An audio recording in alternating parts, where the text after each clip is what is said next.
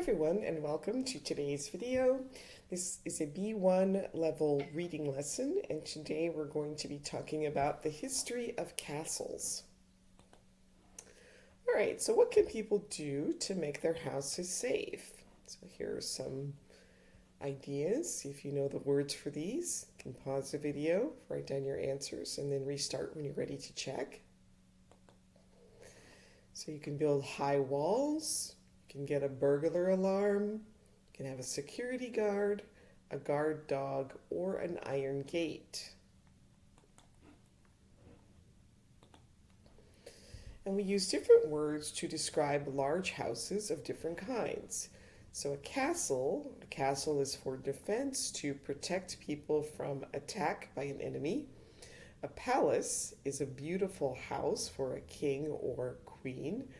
And a mansion is also a beautiful house for a very rich person.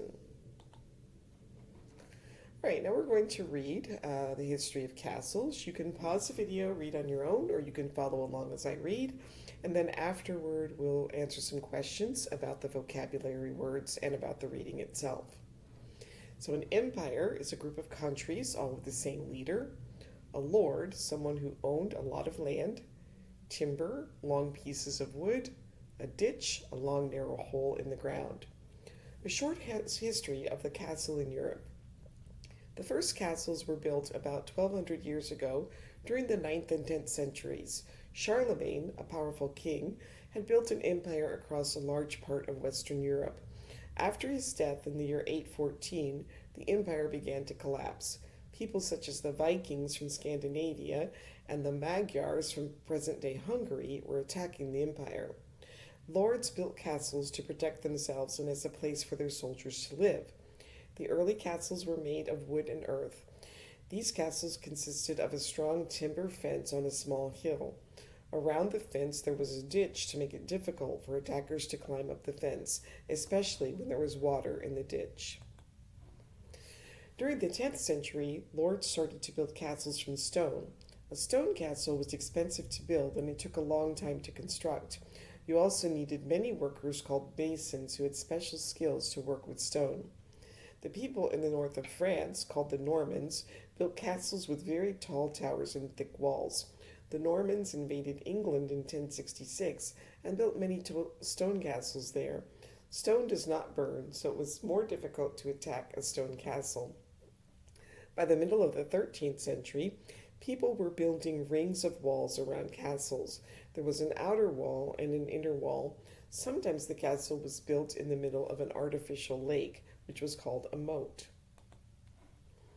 To go out of fashion means not to be popular anymore. It's the opposite of in fashion. Eventually means after some time. A ruin is a building which has been destroyed. To resemble is to look like something or someone else. 200 years later, castles went out of fashion in most of Europe. Cities were becoming larger and life was more peaceful, so castles were not needed to protect people. However, people continued to build castles in dangerous areas like Austria. This was because the Austrians were trying to protect Europe from the Turkish army. Eventually, many of the castles of Europe became ruins. People would steal the stones to use them for other buildings. Today, some old stone castles can be visited by tourists. Also, in the 19th century, some kings and other rich people built houses that resembled the old castles just for fun. All right, so now match the phrases with the words below. You can pause the video, try that on your own, and then restart when you're ready to check your answers. Okay, the first castles had a fence made of this material. It's wood. This material does not burn. It's stone. And this made it difficult for attackers to get near the walls. Moat.